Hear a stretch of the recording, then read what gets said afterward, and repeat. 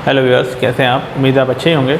आज हम residential status के बेसिक ऑफ चार्जेस पार्ट 4 में आ चुके हैं। हमने इससे पहले 3 क्लासों में अपने स्टेटस के बारे में जानकारी प्राप्त करी, इंडिविजुअल के, एचयूएफ के, फर्म के, एसोसिएशन ऑफ पर्सनस के, यानी कि कंपनी के, अदर पर्सन के। हमने सभी जानकारी प्राप्त करने के बाद हमने बेसिक ऑफ चार्जेस पार्ट 4 में हम आए, यानी कि आज 3 पार्टों के अंदर हमने उसकी थ्योरी और चार्जेस को कंप्लीट किया। लेकिन बेसिक ऑफ चार्जेस पार्ट 3 में जो हमने थ्योरी को जहाँ पर हमने स्टॉप किया था, अब आज उससे आगे कंटिन्यू करेंगे। आज की क्लास को पढ़ने के बाद आप पूरी तरह कंप्लीट कंसेप्टली क्लियर हो जाएंगे कि बेसिक ऑफ चार्जेस के अंदर रेजिडेंशियल और नॉन रेजिडेंशियल स्टेटस को कैसे जाना जाता है, किसी भी व्यक्ति का, किसी भी कंपनी का, किसी भी फर्म का।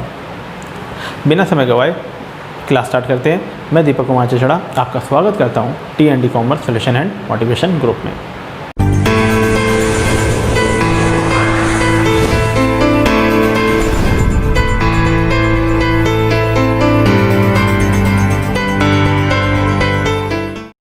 भारतीय कंपनियों के द्वारा भारत के बाहर किया गया लाभांश। किसी भारतीय कंपनी के द्वारा भारत के बाहर दिया गया लाभांश भारत के उचित उत्पन्न माना जाता है। भारत के बाहर घोषित तथा देय लाभांश उत्पन्न नहीं माना जाएगा। यह भारतीय कंपनी ही क्यों ना हो, परंतु भारतीय कंपनी के द्वारा घोषित लाभांश भारत में उपचित अथवा उत्पन्न हुआ नहीं माना जाएगा। ब्याज से आय सरकार के द्वारा, किसी भी निवासी के द्वारा आप इनकम को जनरेट देख सकते हैं।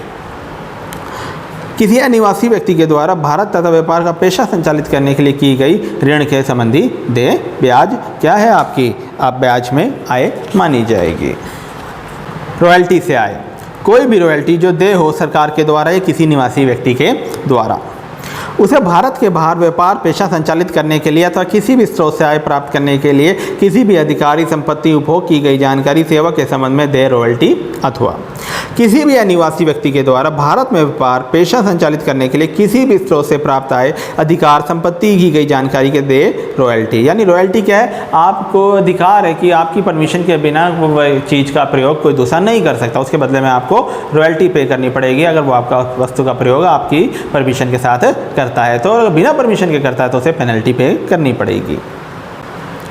यह धारा रॉयल्टी से प्राप्त हुए भारत के बाहर किसी भी पेटेंट, आविष्कार, मॉडल, डिजाइन, गुप्त सूत्र या प्रक्रिया आदि के संबंध में आंकड़े को प्रलेख करना है, यानी जानकारी देने से पहले आपको रॉयल्टी का भुगतान करना पड़ता है। भारत सरकार द्वारा अनुमोदित किसी भी योजना के अंतर्गत कंप्यूटर सॉफ्टवेयर डेवलपमेंट, ट्रेडिंग, ये सारी चीज़ें क्या हैं? आपके लाइसेंस के अंदर शामिल हैं, यानी कि आपको इसके अंदर पेटेंट यानी रॉयल्टी का भुगतान करना पड़ता है।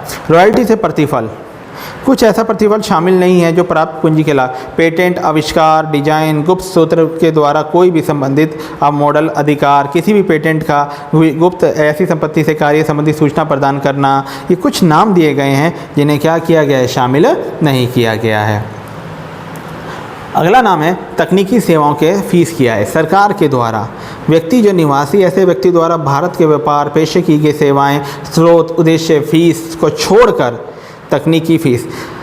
अनिवासी व्यक्ति के लिए यदि कोई व्यक्ति भारत में व्यापार पेशे के लिए की गई सेवाओं व भारत के स्रोत की कमाने के उद्देश्य से फी देय हो, तकनीक के आधार पर आप किसी भी देश की फीस की आय आपकी भारत में जनरेट आय मानी जाएगी। यदि कोई कंपनी या कोई व्यक्ति भारत में टेक्नोलॉजी का डेवलपमेंट करता है और उस टेक्नोलॉजी को सोल्ड करता है, तो उस टेक्नोलॉजी का प्रयोग उस देश के अलावा कोई और देश नहीं कर सकता जब तक वो अपनी परमिशन ना दे। उसके बदले में उसे क्या मिलती है? फीस, जिसे आप आय कह सकते हैं।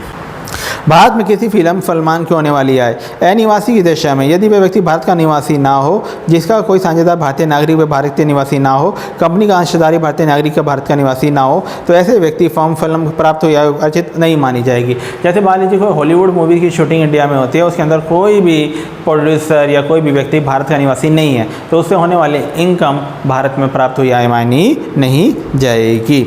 आज की क्लास पढ़ने के बाद आप लोग पूरी तरह कैपेबल हो चुके हैं कि हम जान सकते हैं कि हम आसानी से पहचान सकते हैं कि रेजिडेंशियल स्टेटस क्या होता है। मैंने पहली 3 क्लासों का लिंक भी अपने डिस्क्रिप्शन में दिया हुआ है। अगर आपने वो 3 क्लासेस नहीं दी हों तो उनको देखिए, फिर अच्छी तरह आपको ये चौथे कंसेप्ट को आसानी से आप समझ पाएंगे।